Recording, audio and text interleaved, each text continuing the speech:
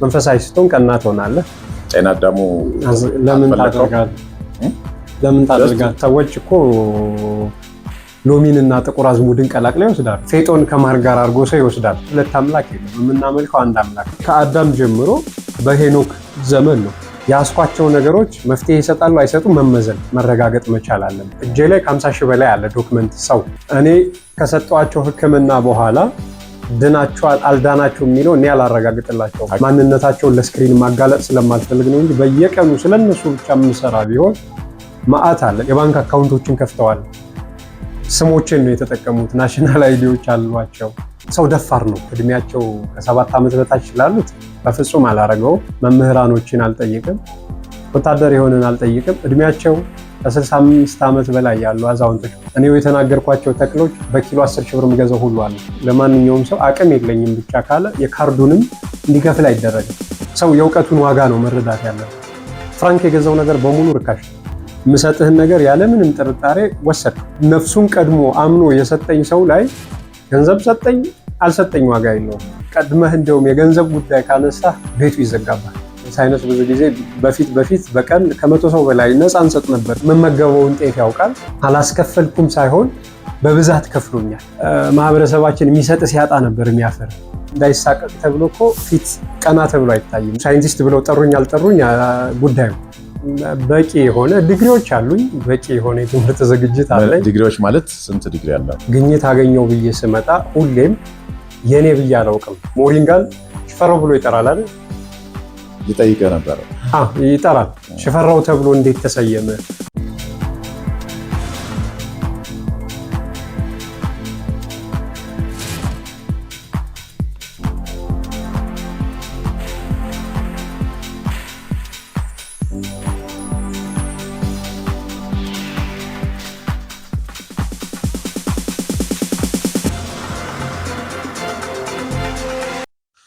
ሰላም ጤና ይስጥልን። እንዴት ሰነበታችሁ? ውድ የገበያ ነው ቻናል ቤተሰቦች፣ ዛሬ አዲስ እንግዳ ይዤ መጥቻለሁ። ሻይ ቡና ይጀምራል ማለት ነው። እንግዳዬ በተለያዩ ማህበራዊ ሚዲያዎች ላይ የምታውቁት ሰው ነው። አንድ ታዋቂ የሆነበት ሙያ ያለው ግን ከዛ ውጪ በጣም ብዙ ልናቅለት የሚገባና ምናልባትም ልንጠቀምበት የሚገባ ብዙ ችሎታዎች ያሉት ሰው ነው። ዛሬ እንግዳ አድርጌዋለሁ። በቀጥታ ወደሱ በወስዳችሁ ነው የሚሻለው። እንኳን ደህና መጣ ዮሐንስ። እንኳን ደህና ቆያችሁ። ሰላም ነው? ሰላም ነኝ። እግዚአብሔር ይመስገን። እንዴት ነህ? ስራ እንዴት ነው? ስራ እግዚአብሔር ይመስገን። እኛ የምናውቀው ስራ የኸርባል ሜዲሲን ላይ በጣም ፎከስ አድርገን እንደምትሰራ እኔ በቲክቶክ ነው መጀመሪያ ያየሁና ከዘመናዊ ሳይንስ ጋራ እያገናዘብክ ገለጻ ስታደርግ ነው ትኩረቴን ስበህ ከዛ በኋላ ነው መከታተል የጀመርኩት። ከዛ አንጻር ምን እየሰራ ነው አሁን? ያው የኛ ኢትዮጵያኖች እንግዲህ ከተፈጥሮ የተሰጠንን ለጋስነቷን ከዘመኑ ጋር እያነጻጸርን ዘመናዊ የምንላቸውንም ክህሎቶች እየጨመር ተጠቃሚነታችን እንዲሰፋ ሰው ደግሞ የኔነት ተሰምቶት እንዲጠብቃቸው አሁንም እየጣርኩ ነው ያለሁት።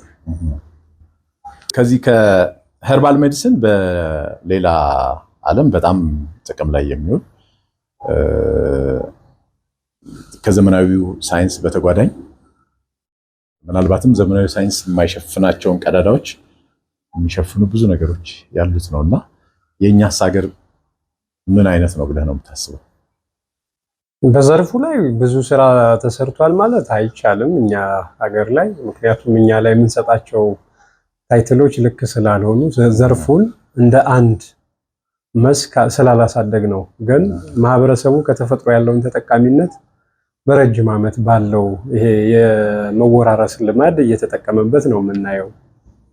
እስካሁንም ያሉ በምግብ ገበታችን ያለየናቸው ከሽንኩርት ጀምሮ ዳማከሴ እና ሪቲ እነዚህ ነገሮች በረጅም ጊዜ ሰው በራሱ ልምድ ይዟቸዋል። ግን ዘርፉን በተናጠል ሳይንስ ስንል ሳንከፋፍለው ስነ ህይወትን ማወቅ ራሱን የቻለ የሳይንስ ዘርፍ ስለሆነ እጽዋቶች ደግሞ በዛ መደብ ውስጥ በዛ ዘርፍ ውስጥ የሚጠኑ ስለሆነ ሰዎች ቫልዩ አድ እንዲደረግባቸው በደንብ ቢሰራበት አጠቃላይ እንደ ሀገር ሌሎች ሀገራት አሁን ራሱን ዘርፉን ነው ያሳደጉት። የኸርባል ሜዲሲኑ ላይ እንደ ምሳሌ ልንጠቅሳቸው የምንችሉት ሀገራት በራሳቸው እውቀት በራሳቸው በሆነ ግንዛቤ ዘርፉን አሳድገው ተጠቃሚዎች ናቸው። ህንዶች እንወስዳለን፣ ቻይኖች እንወስዳለን፣ ሌሎችም ሀገራትን ስንጠቅሳቸው ዘርፉን ራሱን ነው የራሱን ሳይንስ በራሱ ስርዓት ነው አጥንተው አሳድገው ማህበረሰቡ እየተጠቀመበትና እያሳደጉት ያለ። እኛ እንዲያ ማድረግ ብንችል ጥሩ። አሁን ግን ያለን በዚህ በነባሩ ባለው ቋሚ ውርስ እንደው በልማድ ነው እየተጠቀምንባቸው ያለ። ብዙ ጊዜ የባህል መድኃኒት ተብሎ ነው ሲገለጽ የምንሰማው። አሁን የባህል መድኃኒት ሁሉ ኸርባል ሜዲሲን ነው ወይ? ሁለተኛ ይሄ ከእጽዋት ከምናም ጋር የተገናኘ ነው አይደል? ይሄኛው ህክምና ሞሮፍ አልተጠናም እንጂ በሳይንስ ቢደገፍ ሊደገፍ የሚችል ይመስለኛል። ግን ሰው ብዙ ጊዜ ባህላዊ መድኃኒት ብሎ ነው የሚያውቀው። ከዛ ያን ባህላዊ መድኃኒት ደግሞ ከድግምት መተት ምናምን ሁሉ ነው የሚያያይዘው እና ብዙ ጊዜ እንደውም መሪጌታዎች ነው ይሄን ስራ የሚሰሩ የሚመስለው። እስቲ ምንድነው ያለው ልዩነትና አንድነት ከመሪጌታ ስራና ያንተ ስራ? እንግዲህ ሁሉም አሁን እዚህ ላይ ነው ህክምናን ባህላዊ ብለን እየጠራን ለዘመናት ይዘነው መተናል። ባህል ስንል ምን ማለታችን ነው ጥያቄው። ባህል ሀገራችን እንደ ሀገር የቆመችባት እሴቷ እነዚህ መሰረታዊ የምንላቸው የለም ቋንቋችን ጨምሮ አለባበሳችን፣ ግብይታችን፣ ሁሉም ሃይማኖታዊ ስርዓቶቻችንን በአጠቃላይ የያዘልን እሴት ነው ባህል። ህክምና አካላዊ፣ መንፈሳዊ፣ ስነ ልቦናዊ ተብሎ ነው የሚከፈለው። ሰዎች ራሳቸውን ባዘጋጁበት ክህሎት ልክ ለሰዎች ልጅ መፍትሄ ሆነው ሊቀርቡ ይችላሉ። በእውቀታቸው ልክ ነው። ሌላው ሀገራት ላይ ስንሄድ አሁን ኢንዲጂነስ የሚባሉ ሰዎች አሉ። ከምንም ነፃ የሆኑ ከተፈጥሮ ጋር ብቻ ቁርኝት ያላቸው ተለይተው የሚታዩበት። ሀገር በቀል ህክምና ስንል ደግሞ ራሱን የቻለ ሀገራት በራሳቸው ወግና ባህል በራሳቸው ስርዓት መሰረት ያገኟቸው ክህሎቶች ናቸው። ለምን እኔና ሌላው ሀገራት በቋንቋ ስለምንለያይ ሊመሳሰል ይችላል እንጂ አንድ አይነት አይሆንም። አሁን ይሄንን ደግሞ የህክምና ስርዓት መርጌታ ይባላል። መርጌታ ማለት ምን ማለት ነው? ሰው ለነቀፌታ ሁሉ ሲጠቀምበት። መርጌታ ማለት ምን ማለት ነው? ደብተራ ብሎ ሊጠራ ይችላል። ያ ማለት በአንድ ሃይማኖት ብቻ የተፈጥሮን ህክምና የሚያዳብሩ ሰዎች በአንድ ሃይማኖት ብቻ እኮ አይመጡም። የተለያየ እምነት ስርዓት ውስጥ የሚኖር ህዝብ ባለበት ሀገር ሙስሊም ሆኖ እኮ ተፈጥሯዊ ህክምናን የሚለማመድ አጎልብቶም ለማህበረሰቡ አገልግሎት የሚሰጥ አለ። እዛም ስትሄድ ሌላ ስም ተሰጥቶት ታገኛለህ። እና እነዚህ ታይትሎች አስፈላጊ አይደሉም። ሙያውን ለይቶ ማየት የቤተክርስቲያን መርጌታ ካልክ አንድ መርጌታ መንፈሳዊ አስተማሪ ነው የሚሆነው፣ መንፈሳዊ አገልግሎትን የሚሰጥ ነው የሚሆነው። ወደ ቤተክርስቲያን ስታስመጣው ቤተክርስቲያን ወንጌልን ነው የምታስተምረው። የእውቀት ምንጭ እንግዲህ የሰው ልጅ ከራሱ ልቦና እውቀትን አያፈልቅ አይደለም። ያው ተኮራርጆ እኔ ካንተ አንተ ከኔ ሌላውም እንደዚሁ ተወራርሰን ስለሆነ የምናመጣው እንግዲህ የእውቀት ሀብት መገኘው ራሱ ክርስቶስ ነው ስለምንል ቤተክርስቲያንን ምን ጠቅሳት የእውቀት ሁሉ መገኛ እሷ ናት ተብሎ ስለሚታመን የሰው ልጅ አእምሮውን ያሰፋል። በአካሉ ጤናማ ሲሆን በአስተሳሰቡም ጤናማ እየሆነ ሲሄድ ለሰው ልጅ ችግሮች መፍትሄ የሚሆን ነገር እየዘየደ ስለሚሄድ ትምህርትን አግኝቷል ብሎ ስለሚታሰብ ወደዛ መንገድ ይወሰዳል እንጂ ይሄ ነገር የሰው ልጅ በመጣበት የህይወት ጉዞ እስካሁን ራሱን አለማምዶ ለችግሮቹ ያገኛቸው መፍትሄዎች ተዳምረው ነው ህክምናን ህክምና ያስባሉት። እነዚህ የምናያቸው ሁሉ የሰው ልጅ ግኝት የምንላቸው እውቀቶች በሙሉ ችግሮቻችን ልንፈታ መፍትሄ ስንፈልግ ያገኘናቸው ክህሎቶች ናቸው። እና ሀገራት እንደ ሀገራት እውቀታቸው የሚያዳብሩት እውቀት እንጂ ወደ መንፈሳዊ ተቋማት ብቻ አድሎ ኑሮት ለመተቸት ታይትል ለመስጠት ባይሞከር ስላልሆነ እኔ ያው የዓለማዊ ትምህርት የተማርኩ ሰው ነኝ። መንፈሳዊ እውቀት ላይ ያን ያክል ጠንካራ ባልባልም የካህናት በቤታችን ካህናቶች ናቸው። አባቴም አሃቴም እንደዚሁ በቤተ ክርስቲያን አስተምህሮት ላይ ትልቅ ቦታ የሚሰጣቸው ትልቅ ስም ያላቸው ወላጆች ተገኝቻለሁ። ያገኙትን እውቀት አውርሰውኛል። እሱንም ዓለማዊውንም እውቀት በጋራ በማድረግ ያወቅኩትን ነገር እያጋራው ነው ያለው። የማጋራበትን መንገድ ደግሞ መረዳት ያስፈልግ ነበረ። ይሄ ኮሜርሻል አላደረኩትም። ይሄ ነገር ይሄ ነው፣ የኢትዮጵያ ነው፣ የኛ ነው፣ ስንጠቀምበት ጥቅም አለው፣ ሀብታችንን እናድርገው ነው እና እነዚህ ነገሮች ተለይተው ቢታዩ ደስ ይለኛል። አንድና ልዩነታቸው በዚህ መንገድ የመጣ ስለሆነ ሰዎች ለያይተው ማየት ያስፈልጋቸዋል። ከሟርቱ ጋር የሚያያይዙ ሰዎች አሉ። ይሄ ከእርኩስ መናፍስት ጋር የሚያያይዙ ሰዎች ላለመጠየቅ ተመርምሮ እንዳይጠናባቸው ለመፈለግ መሸሸጊያ ፍለጋ ነው። ፕራክቲካሊ የሚሞከሩ ነገሮች ይተግበሩ ሲባል ታሳያቸዋለህ። አይ ከመንፈሳዊ አሰራር ጋር ስታቆራኘው ግን ልታጠነው ስለማትችል ልትገልጠው ስለማትችል አንተም ደፍራ አትገባበትም። እሱም እንደ ማምለጫ መንገድ ይጠቀመዋል። አመጣጡን በስነ ስርዓት አይቶ የሚጠቅመው ትክክለኛ የሆነ ውጤታማ ነገሩን ማብቃትና ለሰው ማትረፍ ነው እንጂ መንፈሳዊ ነገር ጋር ይቆራኛል ወይ ከመንፈሳዊ አስተምሮት ጋር ተሰስራለው ወይ ከተባለ ሐሳብህ ነው። መንፈሳዊ ስትሆን ቀና ትሆናለህ። በመንፈሳዊ አስተምሮት ስትሞላ ለመልካም አገልግሎት ልታውለው ትችላለህ። ጎጂ ነገሮችን በሙሉ ልትረሳ ትችላለህ። እንደዚህ ደግሞ ማንነትህን የምትገነባበት ነው የሚሆነው።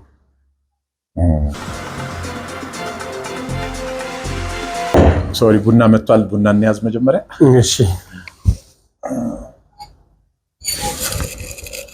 ያው በሻይ ቡና ካልቸር ቺርስ አለው። በቡና ቺርስ አለው። ያዝ ነው እንደዛ ነው።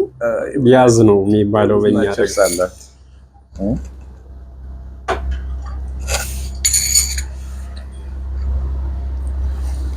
ጤና አዳሙ ለምን ታደርጋለህ? ለምን ታደርጋለህ? እኔ ቴስቱን ለመቀየር ብቻ ነው ተጠቀምኩት። ጥቅምና ጉዳቱን ሳታውቅ ተነትነው እንደምትችል አውቃለሁ።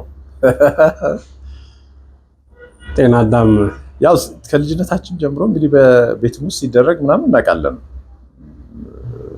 ግን ብዙ ጊዜ ለመናገር ጠይቄ አላውቅም። ለወንዶች የሚመከር አይደለም። ጤና አዳም ለምን? ባክቴሪያን ለማስወገድ ይረዳል። እንዲሁም ደግሞ ፈንገሶችን ለመግደል እኮ ያገለግላል። ተመርዟል ያልነው ምግብን ስንበላ የምንቸገር ከሆነ ይተገበራል። የሆድ ዕቃ እንዳይጎዳብን አንጀታችን እንዳይጎዳብን ለማድረግ ግን ወንዶች ላይ ብዙ ጊዜ የጡንቻ ድክመትን ሊያመጣ ይችላል። በእውነት ከዘር ፍሬ ጋር ተያይዞ የሚመከር አይደለም። በእውነት ምንድነው የዘር ፍሬን ይጎዳል?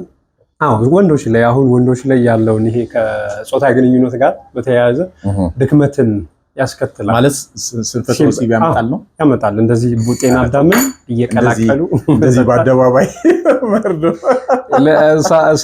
ያው ምን ወስድ ለዚህ ቡና አስደፋኝ ደረጅ ሰው ወጣቱ እየተቸገረበት ያለ ነገር ነው። ይሄ ሁሉም ሰው ያደርገዋል።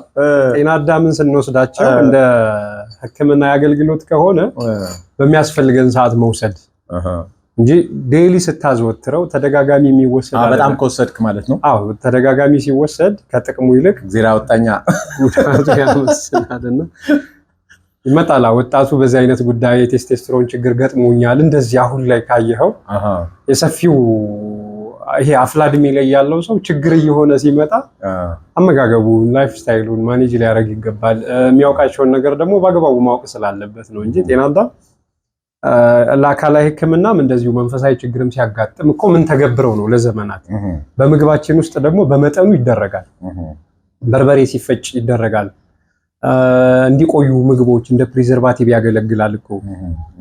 ጤናማ ለማድረግ ምግብህን ግን በልኩ በምን ያክል መጠን እንጂ ቡና በጠጣህ ቁጥር እየከተትክ ስትወስደው መዘዙ ሌላ ነው። ሰዎች እኮ ሎሚን እና ጥቁር አዝሙድን ቀላቅለው ይወስዳሉ። አደገኛ ነው።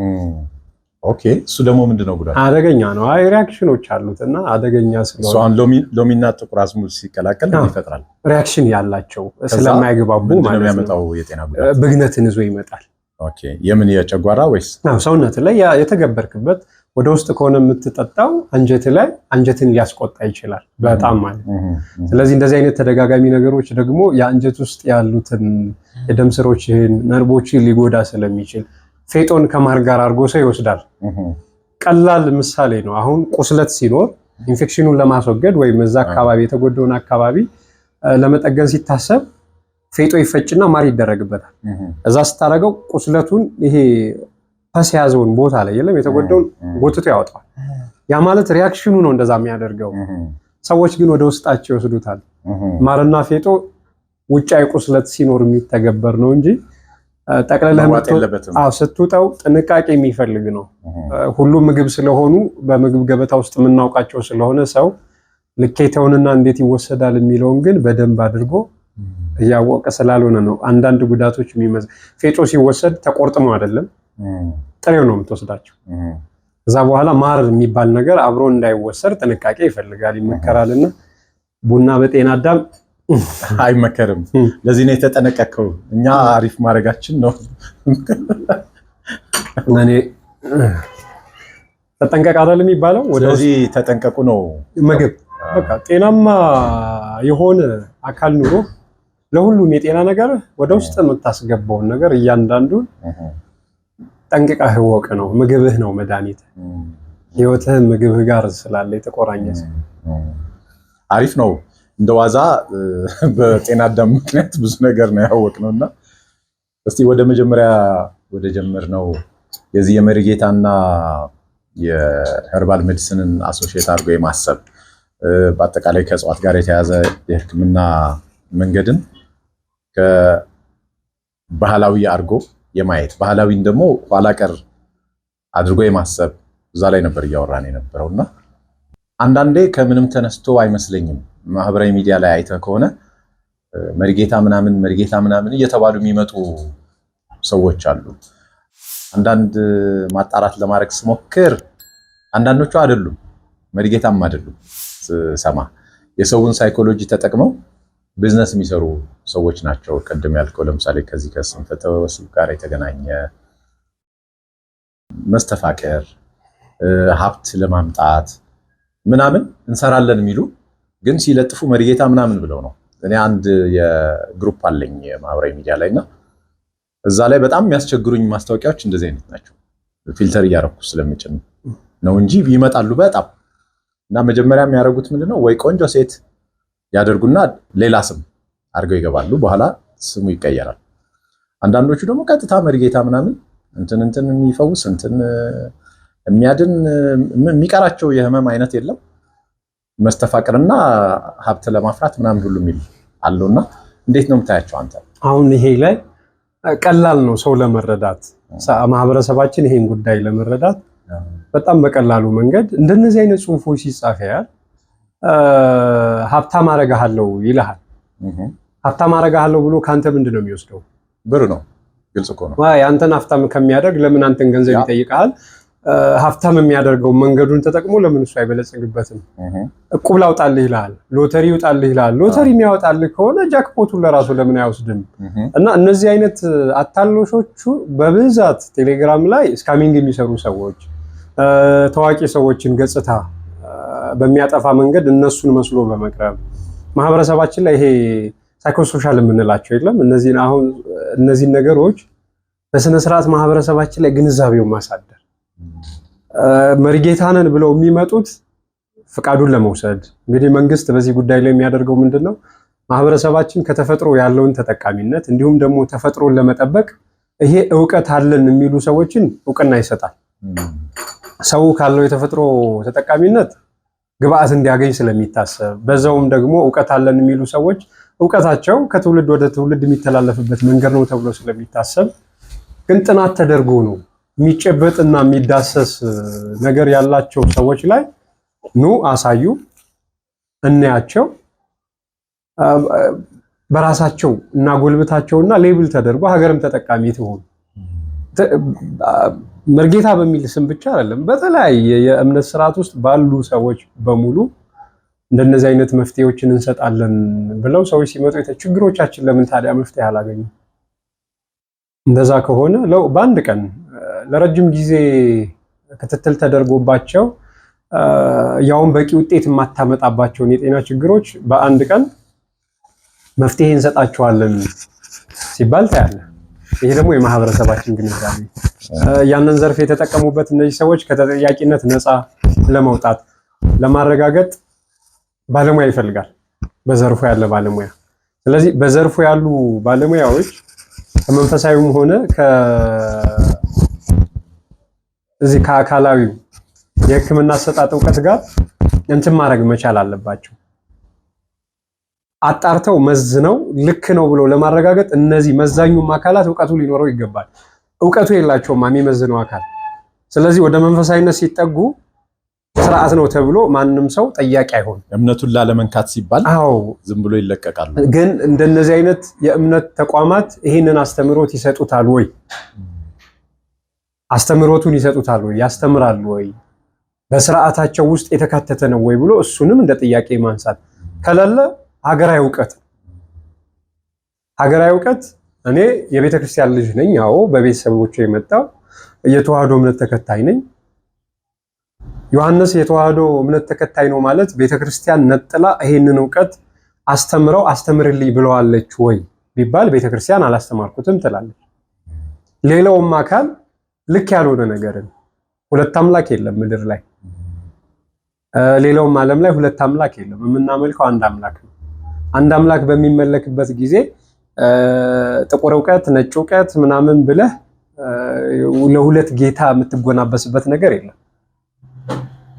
ስለዚህ መንገዱን ቀና ለማድረግ መንፈሳዊ አስተምሮች ገንብቶሃል። ለሰው ልጅ እንድትኖር፣ ሌላውን እንድትወድ፣ ለሰው ልጅ ችግር መፍትሄ እንድትሆን መንፈሳዊ አስተምሮቶች አሉ። ያ አስተምሮት ደግሞ ገንብቶህ ለዓለም የሚጠቅሙ እውቀቶችን እንድትይዝ ያደርጋል። ስለዚህ ጥግ መያዙ ልክ አይደለም። ተነጥሎ በዚህ ትምህርት ውስጥ ይሄ ዘመናዊ ትምህርት የመጣው እንግዲህ በእኛ ሀገር ያን ያክል 140 ዓመት ከዛ ይበልጠዋል። ዘመናዊ ትምህርት አይሞላም። 138 በምኒልክ ጊዜ እኮ ነው አጠቃላይ። ስለዚህ 100 ምናምን ዓመት ነው፣ ግን 140 አይሞላም እኮ። እንግዲህ ይሄ የምንላቸው ዘመናዊ አስተምህሮቶች የመጡት አሁን የሰው ልጅ ግን ስነ ሕይወትን፣ ስነ መለኮትን፣ አጠቃላይ ስነ ፈለክን ያጠና የነበረው ጥንት ነው። ገና ከአዳም ጀምሮ በሄኖክ ዘመን ነው። አስተምህሮት ሁሌም አለ። እነዛ ሰዎች ቀጥታ ከአምላካቸው ጋር ስለሚገናኙ ከዓለማዊ እውቀት ይልቅ ለመንፈሳዊ እውቀት ራሳቸውን አሳልፈው የሰጡ ስለሆኑ ብዙ እውቀቶች አሉ። በዚህ ተዋረድ ስለመጣ አሁን ወደ እምነቱ ማስጠጋቱ ተጠያቂነትን ለመሸሽ የሚጠይቀውም አካል ከእምነት ጋር ያለውን ሰጣ ገባ ፈርቶ ስለሚቀር ያችን ነገር እንደ መጠቀሚያ በመጠቀም ነው እንጂ የላቸውም።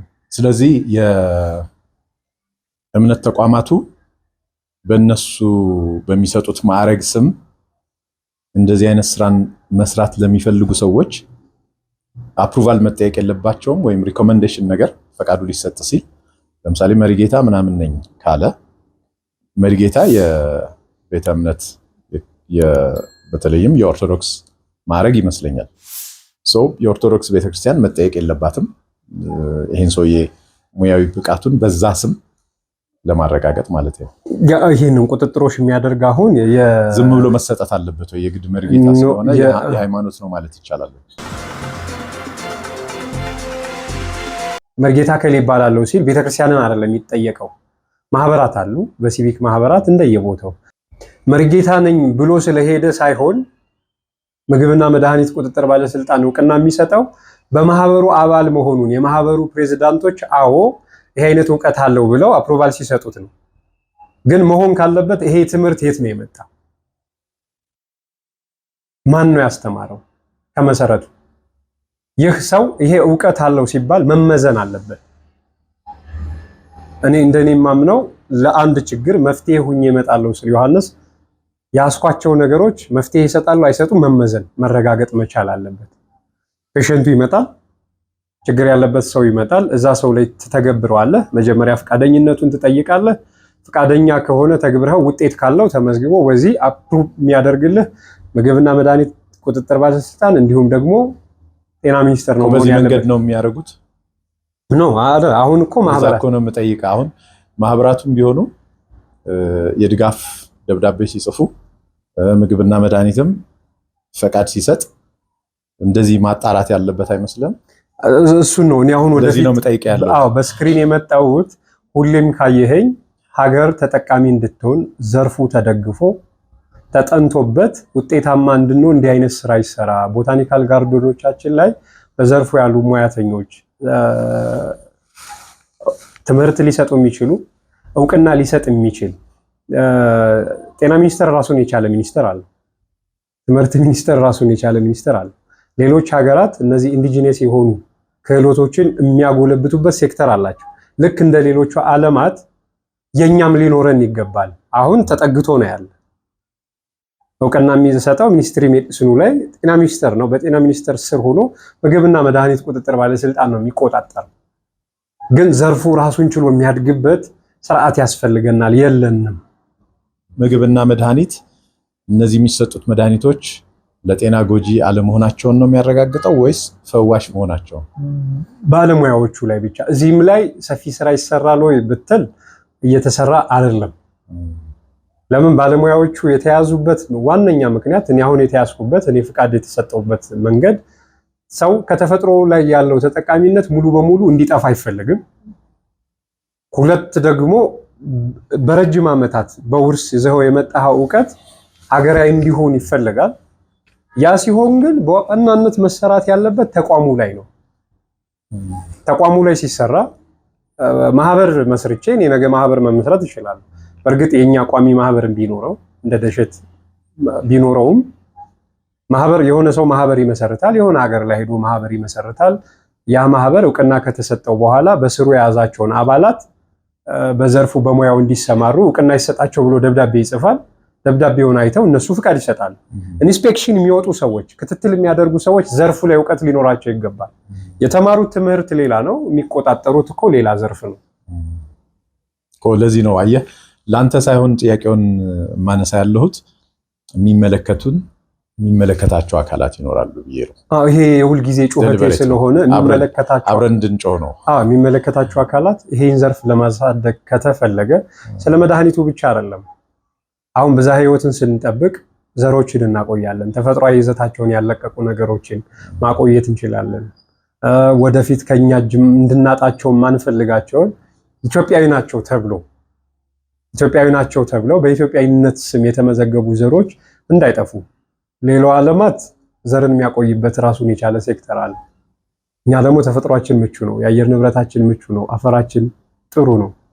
በዚህ ነገር ላይ ሰርተን ውጤት የምናስመዘግብበት ሌላው ዓለም ያመረተልንን መድኃኒት ሳይሆን በራሳችን መድኃኒት እንድናመርት ተፈጥሮ ያስፈልገናል። እጽዋት ያስፈልጉናል፣ እንስሳቶች ያስፈልጉናል፣ ማዕድናቶች ያስፈልጉናል። እና ይሄ ሴክተር ሲጠበቅ ዘርፉ አድጎ ትልልቅ የምርምር ሴክተሮች የሚገነቡበት ስለሚሆን የሚመለከተው አካል ይሄን ነገር ቢገነባ እያንዳንዱ ሀገራት ላይ ያሉ በተለያዩ ሃይማኖት ሙስሊም ሊሆን ይችላል፣ ኦርቶዶክስ ሊሆን ይችላል፣ ሌላ እምነት ሊኖረው ይችላል። በዘርፉ ተማርኩ አንዳንዶቹ ከውጭ ተምረን መተናል ሊሉ ይችላሉ። አንዳንዶች ደግሞ በዚህ በባህላዊ ሕክምና ማህበር ውስጥ አባል ስለሆንኩኝ ትምህርቱ አለኝ ልምዱ አለኝ ሲሉ ሊሰጥ ይችላል። ግን ይሄ ነገር ማደግ መቻል አለበት። ራሱን ችሎ ሴክተሩ ከተማርን በኋላ አንድ ሰው የትምህርት ዝግጅትን አጠናቀሃል ተብሎ ሰርቲፋይ ይደረጋል አይደል? የትምህርት ዝግጅት ደግሞ ሂደት ይታያል፣ ጥናቶች ይታያል፣ ግኝቶች ይታያሉ፣ ውጤቶች ይታያሉ፣ ተጽዕኖዎቹ ይገመገማሉ። አንድ ሰው ብቁ ነው ለማለት እነዚህን ሁሉ ስኬሎች ማለፍ መቻል አለበት። አልፈናል ወይ? አሁን በዘርፉ ያለን ሰዎችስ ይሄንን ነገር ተደርጎ ተጠንተን ተመርምረን ታይተናል ወይ? አንድ ሰው እኔ ያለኝ ስላለ ብቻ አዎ ብለህ መስጠቱ አይደለም። ታይቷል ወይ? እስኪ ታይቷል የሚል ሰው ይሄ እከሌ ነው ተብሎ ይምጣ እና እኒህ ነገሮች መሰራት አለባቸው። ክፍተቶች አሉት። እስቲ ወደ አንተ እንመለስና እስካሁን ምን ያህል ሰዎች በአንተ ኸርባል ሜዲሲን ወይም የእጽዋትና አገር በቀል ሕክምና ምን ያህል ሰዎች አክመሃል? ከኔ ቀርበው ወይስ ካወቀው? እኔ ቤት ውስጥ ቀርበው በቤት አንተ ያከምካቸው? ቤት ላይ እኔ ላይ ቀርበው እኔ ላይ ቀጥታ ቀርበው በማህበራዊ ሚዲያ በምትናገረው ቁጥሩን ልታውቅ አትችልም ብዬ ነው። እንትኖችን ያለው ዳታዎችን ስለማይ ኮሜንቶችን ካለ ሁለቱንም ንገረኝ። ኮሜንቶቼ ላይ የሚጻፉትን እያንዳንዱን ዳታዎቹን እሰበስባቸዋለሁ። ከዚህ ችግር ይሄን ባልከው መሰረት ተጠቅመን ይሄን ችግራችን ፈተናል የሚሉ ያልጻፉም ስለሚኖሩ እጄ ላይ ከ50 ሺህ በላይ አለ ዶክመንት። ሰው ቀጥታ እኔ ራስ ቀጥታ አግኝታ ያከምካቸው? እኔን አግኝቶ ቀጥታ እኔን ቀጥታ በማግኘት ቦታ ቤቴ ላይ በመገኘት 50,000 ሰው በላይ አለ የዳኑ አገልግሎት የሰጠሁት። እስካሁን ድረስ ይሄ ፌል ነው ተብሎ አልችልም፣ እኔ ይሄን ነገር አልችልም ልሞክረው ብላችሁ ካልሆነ በቀር ያው ደረጃው የተባባሰ ነው። የትኛውም የሕክምና ቦታ ላይ ሲሄዱ ከፍተኛ ደረጃ ላይ ደርሷል ተብሎ የሚመጣ ካልሆነ በቀር የመጡትን ለማንኛውም ሰው የሰጠሁት እስካሁን አልሆነልኝም ብሎ ተመልሶ የመጣልብኝ ሰው የለም ከምስጋና ውጭ። ኮሜንት ቦክስ ላይ ግን ስታየው በህፃናት ብቻ 80 ሻል ልጄ ከዚህ ኮሜንት ቦክሱ ክፍት ስለሆነ አንዳንድ ኮሜንቶች ላይ 4000፣ 2000፣ 1800፣ 500 ኮሜንቶችን ታያለህ። ካሉት ቪዲዮዎች ላይ ቪዲዮውን ራሱን አንድ ሰው ይጽፋል አይደል? እኔ ተጠቅመው ፊድባክ የሰጡህ ማለት ነው። አዎ እነዛ አይነት ቴስቲሞኒዎች አሉ። አንድ ሰው እኔ ከዚህ ችግር ድኛለሁ ሲል በሺ የሚቆጠር ሰው ላይክ ያደርጋታል። ኮሜንቶቹም በሺ ይቆጠራሉ፣ ላይክ ያደርጋታል። አንድ ሰው ሐሳብን ሲገልጽልህ ያንን ሐሳብ ሲደገፍም ታያለህና ኮሜንት ቦክሶቹ ላይ ስታያቸው በጣም በርካቶች እንዲሁ ደግሞ ላይኩ ያው እንትኑን መስራቱን ለማድነቅም አሁን እኔ እንደዚህ ቢያጋጥመኝ ላይክ ላደርግ እችላለሁ። ላይክ ማለት በቃ አንድ ሰው ሰርቶልኛል ምናምን ካለ አንድ ሰው ምን ያደርጋል? ለማድነቅ ላይክ ላደርግ እችላለሁ። የላይኛው ላይክ የምንለው የዲስፕላይ ላይኩን እና ኮሜንት ቦክሱ ላይ ገብተው ኮሜንቱን ማለት ነው። ኮሜንት ቦክሱ ላይ ይገቡና ምን ያደርጋሉ? አንድ ሰው የጥርስ ህመም ነበረብኝ እንደዚህ ተጠቅሜ ከዚህ ድኛለሁ ሲል ላይክ ከላይ ትገባና አንደኛውን ደግሞ እኔ ከሳይነስ ላይኮችን ታያቸዋለህ። ይሄን እስኪ ጥቀሱ ስትል ተጠቅማችሁ ያልዳናችሁ እነማን ናችሁ? የዳናችሁም ነው የምለው። ያልዳናችሁ አልዳንም በሉ፣ የዳናችሁ ድነናል በሉና ጥቀሱልኝ ስል ኮሜንቱ ላይ ገብተው ያንዳንዷን ኮሜንት ላይክ የሚያረጉ ሰዎችን ታያለህ። አንዷ ኮሜንት ላይ ምንም አይነት ማህበራዊ ሚዲያን የማይጠቀሙ ሰዎች በተለያየ አጋጣሚ ሲያገኙኝ ዮሐንስ እኮ ይሄ ነው ሲባል የሚነግሩኛል። ያኛው ስታቲስቲክስ ትይዛለህ ማለት? አዎ እያንዳንዱን ዳታ አደርጋቸዋለሁ፣ ዶክመንቶችን ይይዛለሁ። በእኔ አሰራር በእኔ እውቀት የምርመራ ስልት ብቻ ሳይሆን ሞደርን የሆነውን ሜዲሲን ሄደው ፊዚካሊ የጤና ሁኔታቸው ላቦራቶሪ ሪዛልታቸው እንዲመጣ አደርጋለሁ። ቢፎር ይያዛል፣ ከዛ በኋላ አፍተሩ ይያዛል። እኔ ከሰጧቸው ሕክምና በኋላ ድናችኋል አልዳናችሁ የሚለው እኔ አላረጋግጥላቸውም። ሐኪም ነው። የተለያየ ሕክምና ተቋማት ላይ ሄዳችሁ ላቦራቶሪ ላይ ቼክ አድርጉና የላቦራቶሪ ውጤት አምጡልኝ ይላሉ። ሲመጣ ውጤቱ ነው ያለው ይሄው። ስለዚህ 50,000 እንደዛ ነው ያለፉት። አዎ እንደዚህ ተደርጎ ሰነድ አደርጋለሁ። ነገ ልማር የሚል ሰው ከመጣ ውጤት ላምጣ የሚል ከመጣ እኔ አልነግረውም። እስካሁን አገልግሎት የሰጧቸውን ሰዎች ማንንም 1፣ 2፣ 3 ሰው ከለምጽ ምናልባት ከሪህ ከተለያዩ ብቻ ሰዎችን በራሳቸው ፍቃድ ቪዲዮ ሰርተው ስለላኩልኝ የበፊቱና ያሁኑ ይሄው እንጂ እኔ የምሰራቸውን ሰዎች ማንነታቸውን ለስክሪን ማጋለጥ ስለማልፈልግ ነው እንጂ በየቀኑ ስለነሱ ብቻ የምሰራ ቢሆን ማአት አለ ሚዲያ ላይ ወጣው ትልልቅ ኬዞችን የሱ እጅ አለበት እሱ ነው ያገዘን ብለው የሚናገሩ ዶክመንቶቻቸውን ብቻ ዶክመንት አደርጋለሁ ለጥናት እንዲያገለግል። ህክምናውን ደግሞ እንደዚህ አታደፋፍረውም። ዘራፎችም አሉ አጋጣሚውን ተጠቅመው አሁን በኔ ስም በርካታ የሆኑ የሶሻል ሚዲያዎች ድምጼን ቀይረው ስለ ግራዋ ስታወራ ሌላ ተክል ያሳያሉ፣ ስለ ጤና አዳም ስታወራ ሌላ ተክል ያሳያሉ። ድምጼን ይቆራርጡታል። የተለያየ ቦታ ላይ የሰጠውትን መረጃ ይቀጣጥሉትና ያጋራሉ። የባንክ አካውንቶችን ከፍተዋል። ስሞችን ነው የተጠቀሙት። ናሽናል አይዲዎች አሏቸው። በአንተ ስም በኔ ስም በርካታ ሰዎች ናቸውና ሰው በኔ ላይ አሳድሮት ያለውን አመኔታ ለማጥፋት ይሄን ዘርፉን ለመጉዳት የሚፈልጉ ሰዎችም እንደነዚህ አይነት ነገርን መጠቀም ያደረጉትና ይሄ ነገር እየጎላ እንዳይመጣ ሰው ደፋር ስለሆነ ሙሉ መረጃ ስታጋራው አንተ አሁን ሶልና ይሄ ችግር አለብኝ ስትል ሶልን ችግርህን ከፈተው በኋላ የሚዲያ ሰው ነህ። በርካታ የሚዲያ ሰዎች፣ በርካታ ታዋቂ ሰዎች፣ በርካታ ትልልቅ ቦታ ያሉ ሰዎች እኔ ጋር መጥተው መፍትሄ የሰጧቸው አሉ። አሁን እነዚህን ሰዎች በሚዲያ ባጋራቸው ፈቃደኞች ናቸው። ግን ሰው ደፋር ነው። ያለ በቂ ዝግጅት በራሱ በቤቱ የሚሞክር ብዙ ሰው ይኖራል። ያ ስለተባለ ይህንን አጋጣሚ ደግሞ ለጥቅምና ለንግድ ዓላማ ሊያውለው የሚፈልግ ሰው ስለሚኖር ጥንቃቄ ያደርጋል። ዶክመንቶቹን ብቻ አሰናድቶ መያዝ። መጥቶ የሚጠይቅ ሰው ካለ ይሄው ዶክመንቶቹ ውጤት አለው። እኔ በሌለው ሰዓት እንኳን እኔ በህይወት ባልኖር ማጥናት የፈለገ ሰው አንድ ሰው የጤና ዝርዝሮቹ አሉ የሰጠዋቸው መድኃኒቶች ምንነታቸው በግራም በመጠን ተለክተው ተቀምጠዋል። ሊስቱ ላይ አለ። ነገ ይሄ ሰውዬ ይመጣል ያደረኩትን ነገር በመተግበር የእውቀቱ አካል መሆን ይችላልና ይሄንን ነገር ነው እኔ የማደርገው። ታስከፍላለህ?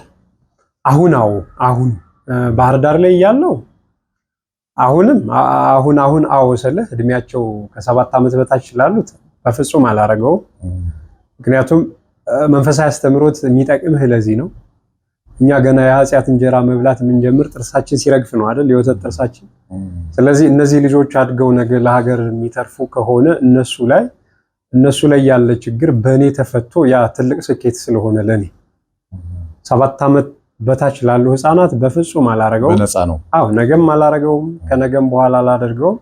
እንዲሁም የጤና ባለሙያ ሆኖ የትኛውም የጤና ባለሙያ ሲመጣ ማንነቱን ከገለጠ እኔ የጤና ባለሙያ ነኝ ካለኝ ካሳየኝ ጭራሽ ሂሳብ አይጠየቅም። መምህራኖችን አልጠይቅም፣ ወታደር የሆነን አልጠይቅም። እድሜያቸው ከ65 ዓመት በላይ ያሉ አዛውንቶች በየትኛውም የህይወት መስመር ነው ጠይቄ አላውቅም። አሁን ግን ልጠይቃቸው ዝግጁ የሆንኩባቸው ሰዎች አሉ። አቀባበላቸው ልክ ስላልሆነ በራሳችን እውቀት እንኳን ችግሮቻችን ሳንፈታ ከ500 ከ600 ሺህ ብር በግል ያዋጥቼ ያሳከምኳቸው ሰዎች ቅበላቸው ልክ አይደለም። ውጭ ሀገር ሂደው የነሱን ዘርፍ እዘጋለሁ።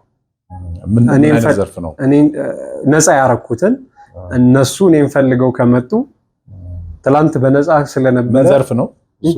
ዘርፉ ምንድነው? በኔ ዘርፍ ላይ በህክምና ዘርፍ ላይ ያለን ሰው እስካሁን ድረስ በነፃ ነበር ማገለግል። መዋጮ ሁሉ አዋጣለሁ ለሁሉም ሰው እየገባው ነው።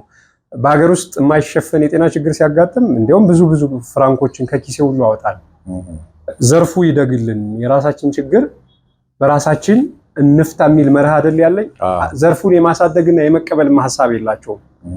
ስለዚህ ዘመናዊ የሚባለው ህክምና ውስጥ ያሉ ሰዎች በየትኛውም አቅጣጫ ካየህ አሁን ላይ ዘርፍ ይደግ አይደል የሚል ዮሐንስ ዘርፍ ይደግ ባለ ቁጥር በሁሉም ጎን ያለ ሰው ሐሳቡን ሊቀበል ግድ ይለዋል። በተፈጥሮ መንገድ ያለው፣ በባህል ህክምና መንገድ ያለው፣ በዘመናዊ ህክምና መንገድ ያለውም ሰው ይጠናልንና ይረጋገጥልን የሚል ሐሳብ ነው እንጂ አታክ ማድረግ አይጠበቅበትም። በሁለቱም ዘርፍ ያለው ሰው ይሄን አይነት ሐሳብ ካለው እኔን ራሴን ነው እያጋለጥኩ ያለሁት።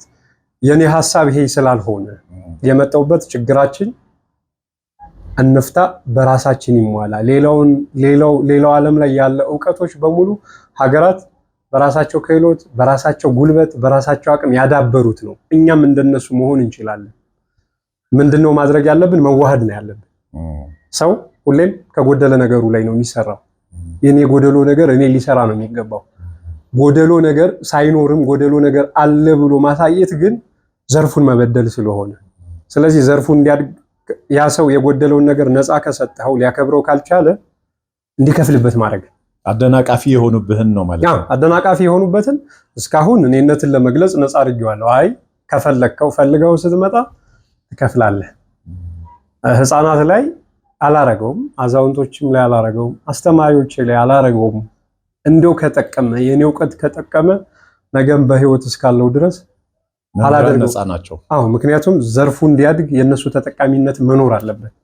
ያውቁታል፣ ይረዱታል፣ ይጠብቁታል። አስተማሪ ማለት ማንኛውም የመደበኛ ትምህርት አስተማሪ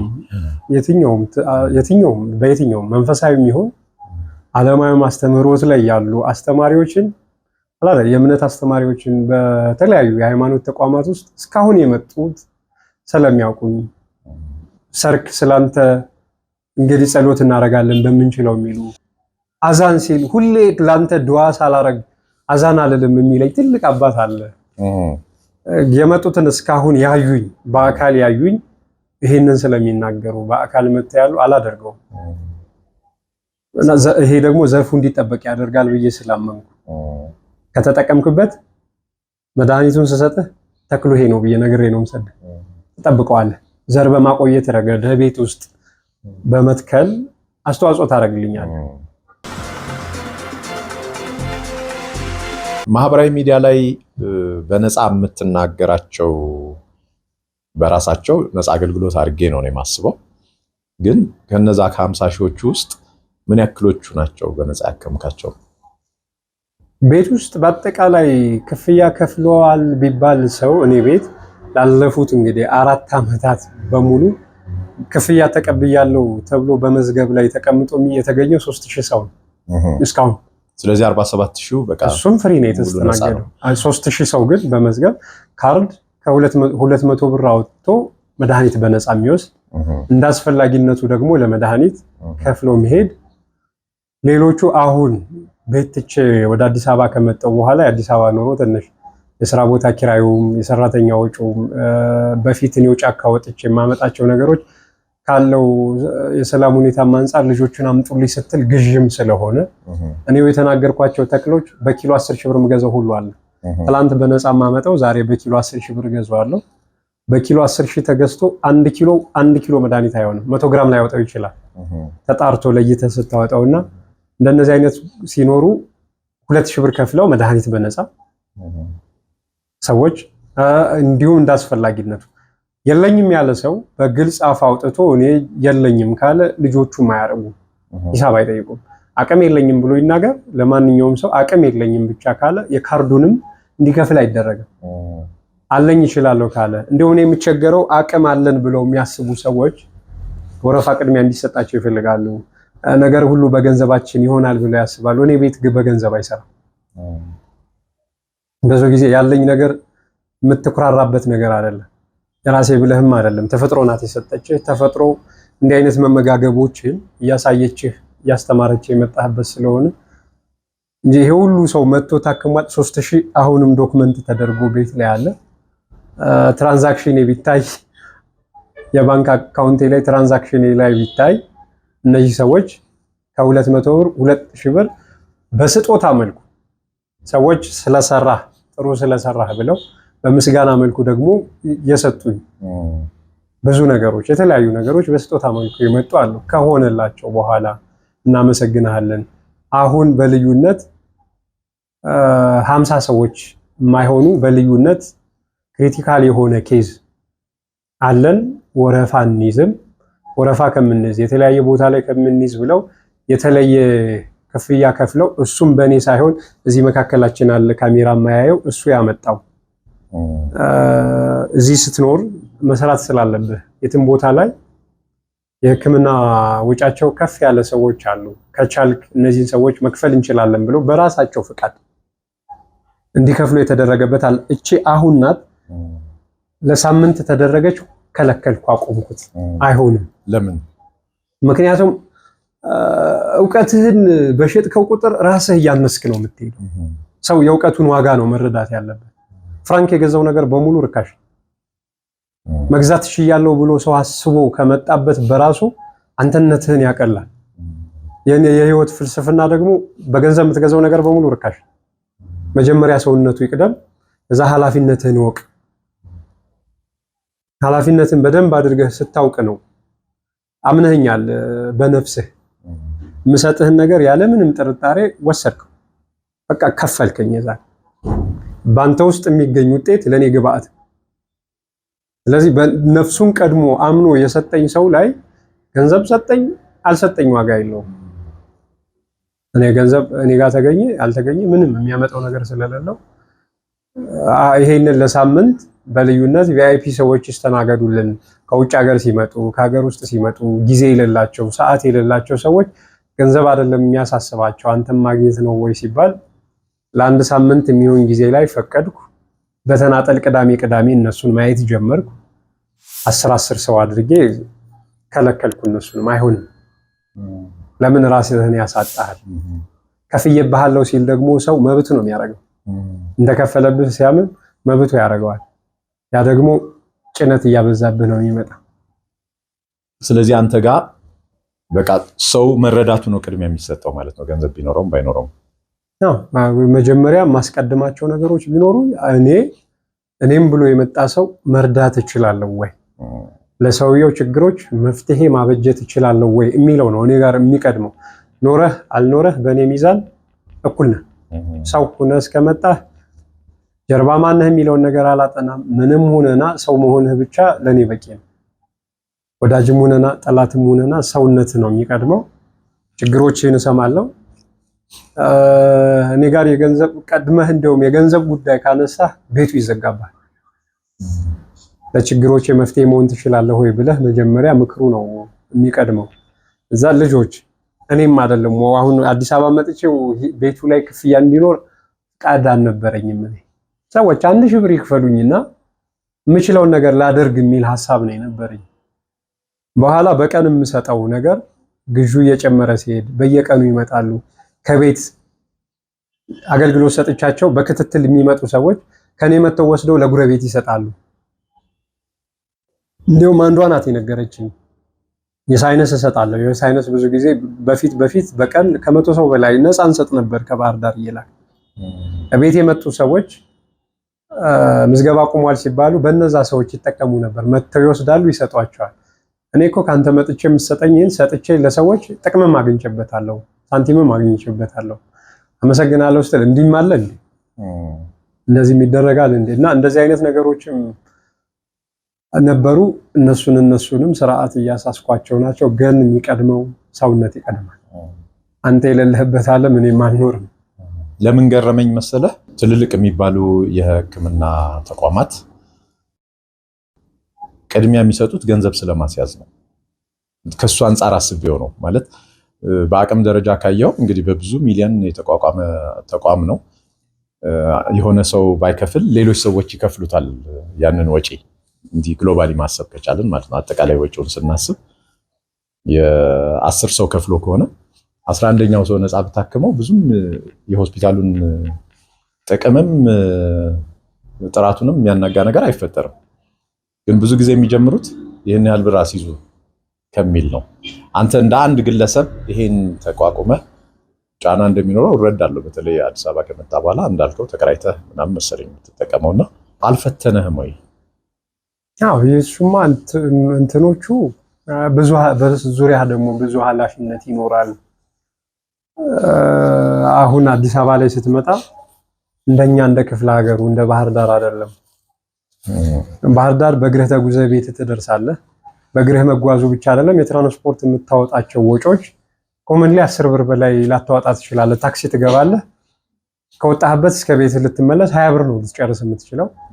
አዲስ አበባ ላይ እኔ ከስራ ቦታ ከመኖሪያ ቤቴ እስከሚሄድ ድረስ ራይድ ብጠቀም 400 ብር 800 ብር የደርሶ መልስ ይኖረዋል። አጋጣሚ በወጣ እንቅስቃሴዎች የምታደርግባቸው ወጪዎቹ ይጨምራሉ። በዙሪያ ቤተሰብ አለ፣ አንተም ብሎ የሚመጣ ሰዎች አሉ። የነሱ ኃላፊነቶች ተጨማምረው ወጪያቸው ከፍ ይላል። እንደዛ ሲሆን ደግሞ ጎልማሳው ይከፍላል። ጎረምሳው አቅም አለኝ የሚለው ይከፍላል። ምስጋናው ደግሞ ከዛ በላይ ነው።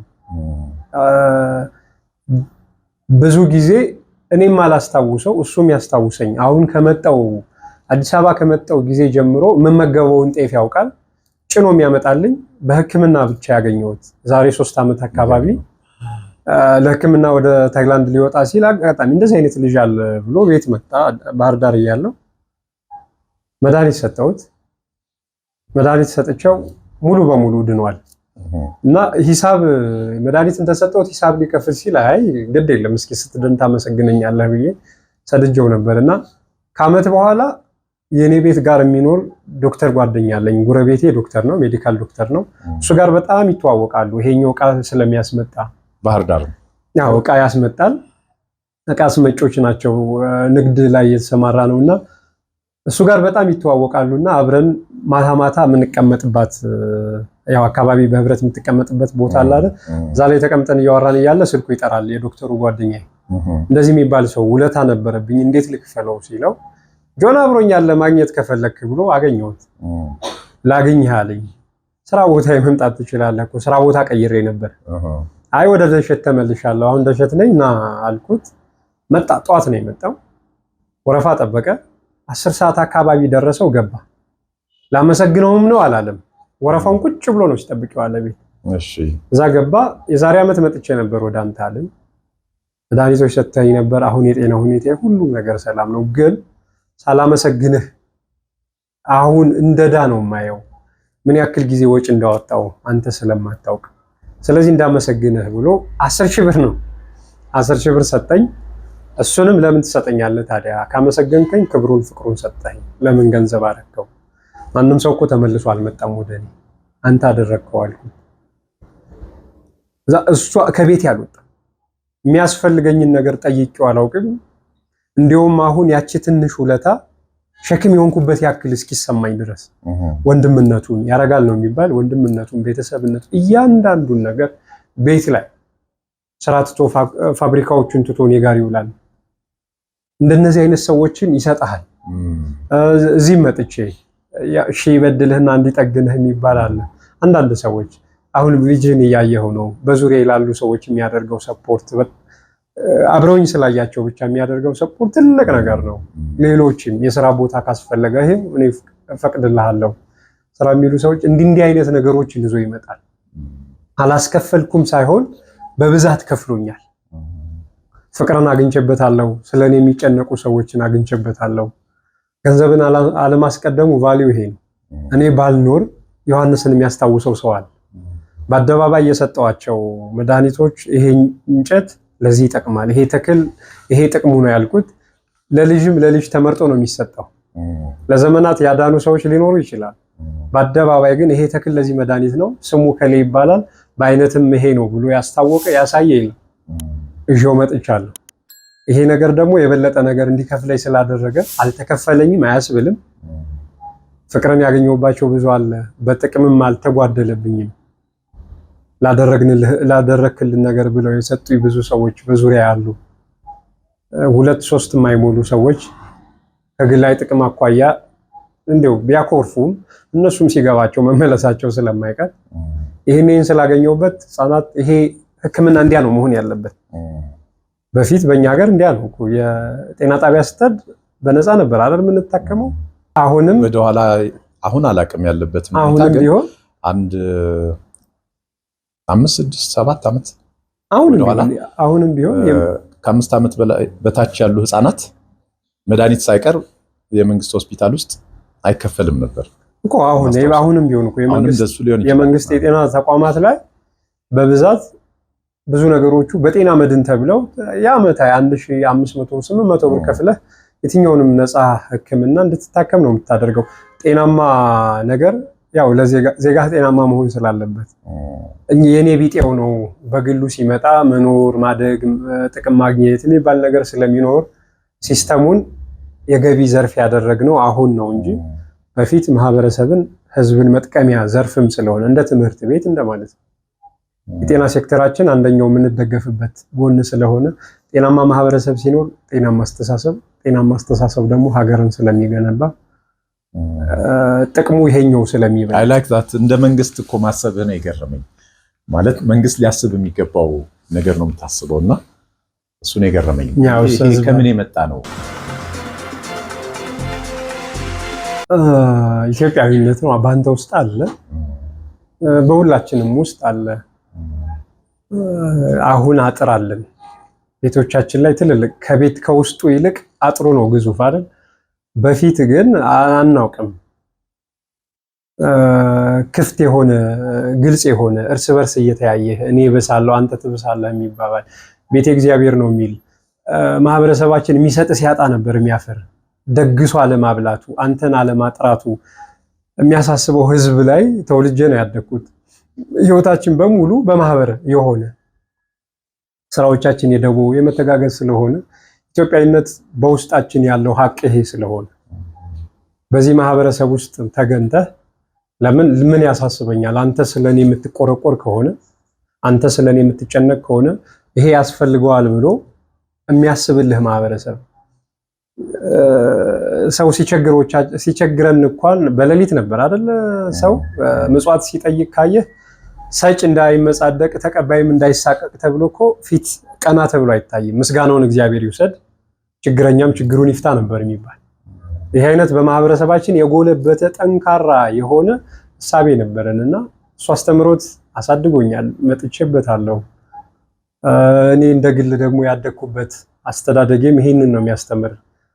ትምህርትን ወስጀባታለሁ የምላት እናቴ ለራሷ በቀበሌ ቤት ረጅም አሁን ህይወቷ እስከሚያልፍ ድረስ በቀበሌ ቤት ያላትን የተመራችውን የፕላን ቦታ እንኳን ለሌላው ሽጣ ሌላው እንዲማርበት ያደረገች እሷ እድሜ ልኳን በእርጅና ህይወቷን ቢያልፍ እድሜ ልኳን በቀበሌ ቤት ኑራ ያሳደገችኝ እናት ስላለች ማንንም ከጭንቁ ስታዋልድ ለማዋለጃ ሂሳብ ሳትጠይቅ እትሸት መጣች ሲባል ሁሉም እረፍት የሚሰማት ሳቃቸውን አስታውስ ነበር። እሷ መጣች ሲባል ጤና ጣቢያ ትሄዳለች ልታዋልድ።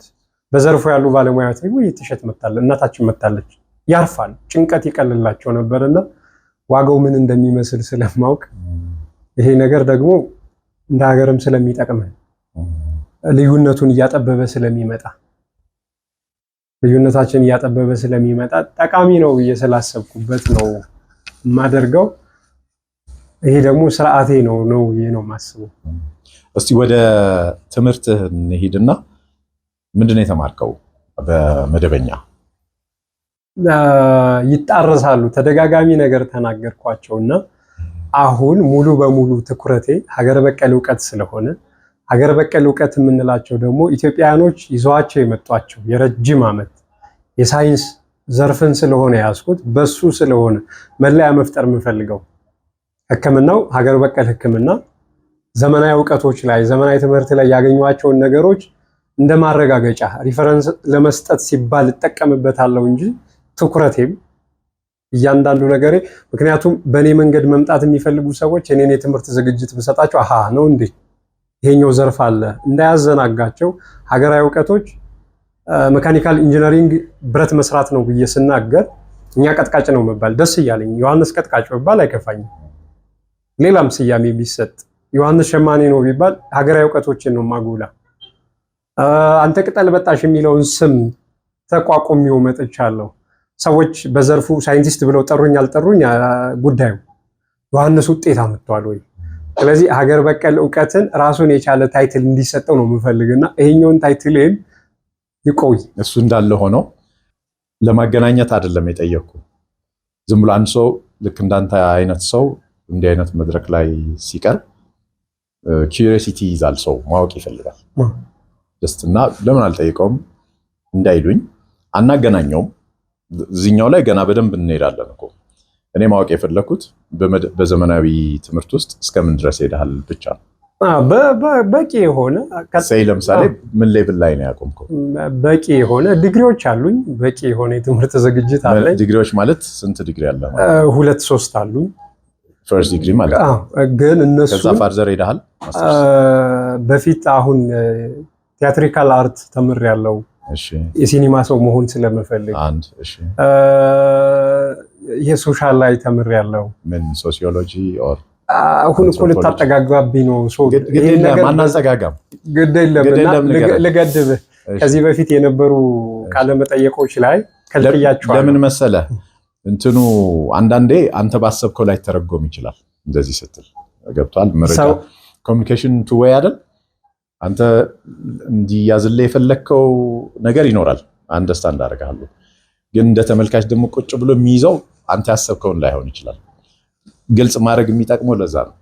እገዛ ይፈልጋል። አሶሺየት ለማድረግ አይደለም ስጠይቅህ ራሱ እኮ ገባኝና እገዛ ይፈልጋል። ለምሳሌ አሁን ቲያትሪካል አርትስ ተምረሃል። ኦኬ። ሶሻል ሳይንስ ተምረሃል።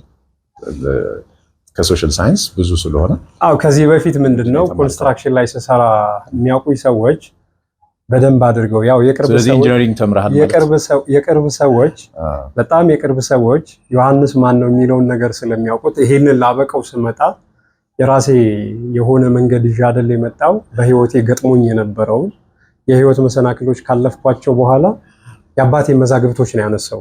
ወደሱ እንመጣለን በደንብ። የአባቴ መዛግብቶች ይዤ መጥቼ በአባቴ የሆነ መዛግብት ላይ ግኝት አገኘው ብዬ ስመጣ ሁሌም የኔ ብዬ አላውቅም።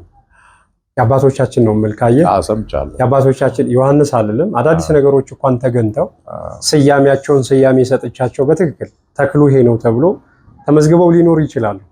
በምንነት ግን ሰው መልካቸውን ላይ ያውቃች ያንሰሰት የአባቶቻችን ናቸው ነው የምልና ይሄኛው ላይ ፎከስ እንዲደረግልኝ ስለምን እናረጋለን። እንደው ወሪ ለምን መሰለህ ከልክያለሁ ነው እረዳሃለሁ። ከልክያለሁ። እሺ ችግር የለውም ቀበልህና ስጋት ይገባኛል። ጎረም ሰው እስካሁን አልተነገረውም። ስጋት ይገባኛል። ለምን መሰለህ የሚገባኝ ብዙዎቻችን ይሄ የሮል ፐርሰናሊቲ ነገር አይገባንም።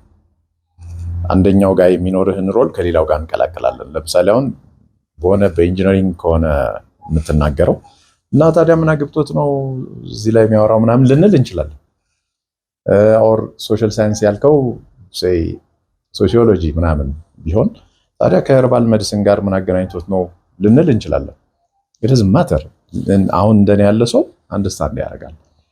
አንተ ሄርባል ሜዲሲን ፕራክቲስ የሚያደርገው ሰውዬ ሌላ ነህ፣ ጥናትህም ሌላ ነው፣ ባክግራውንዱም ሌላ ነው። እዚህ ጋር ደግሞ የቲያትሪካል አርትስ ተምራለህ፣ እሱ ደግሞ ሌላ ታሪክ ነው። ነገ ቲያትር ሰርተህ መድረክ ላይ ባይህ ከዚህኛው ጋር ቀላቅዬ ማሰብ አይጠበቅም። ይሄንን የተናገርኩት ምንድነው ድራማዎች ነበሩና ድራማዎች ላይ ተሳታፊ ሆኜ ሰዎች ስለሚያዩ ስክሪን ላይ ስለሚያውቁ ቲያትረኛ አይደል እንዴ ደግሞ ከመቼው ምናምን እንደሚል አንደርስታንድ አደርጋለሁ። ከዚህ በፊት ስለነበረ ዘርፉ ላይ ደግሞ የሚዲያ ፍቃድ ኑሮኝ ሲያይ እንዴት የሚለው ዘርፎች ላይ የሚዲያ ፍቃዶችም ስላሉ ይሄ ስክሪን ላይ የመጣ ስለሆነ ሰዎች አይ ነው በዚህ ዘርፍም ስለሚያውቁኝ እቺንም የጠቀስኩልህ ስክሪን ላይ ታይቼ ስለማውቅ የሁላችንም እኮ ፕሮብለም ነው። እኔ አሁን ለምሳሌ ጋዜጠኛ አድርጎ የሚያስበኝ ሰው አለ። ብዙ ሰው ዋይዛት በቃ ቴሌቪዥን ላይ ስላየ ጋዜጠኛ ነው የሚመስለው። ሰው በሚዲያ ያየው ሁሉ ጋዜጠኛ ይመስሏል። ግን እነዚህኞችን ዝግጅቶች ማንኛውም ሰው በዚህ በሀገራዊ እውቀት ላይ ትኩረት አድርጎ እንዲሰጥ ዮሐንስ ይሄን አይነት ዝግጅት ስለነበረው ጎልቶ እንዲወጣ አድርጎታል። ዮሐንስ በዚህ መንገድ ግብአት ስላገኘ የሚለው ነገር እንዳያዘናጋ ተደጋጋሚ ነው የምናገረው። ሀገራዊ እውቀቶችን ያነሳሁት የአባቴን ዶክመንት ነው። የአባቴን ዶክመንት ሳነሳ ማንኛውም ሰው አሁን ሞሪንጋን ሽፈራው ብሎ ይጠራል አይደል? ልጠይቅህ ነበር። ይጠራል። ሽፈራው ተብሎ እንዴት ተሰየመ?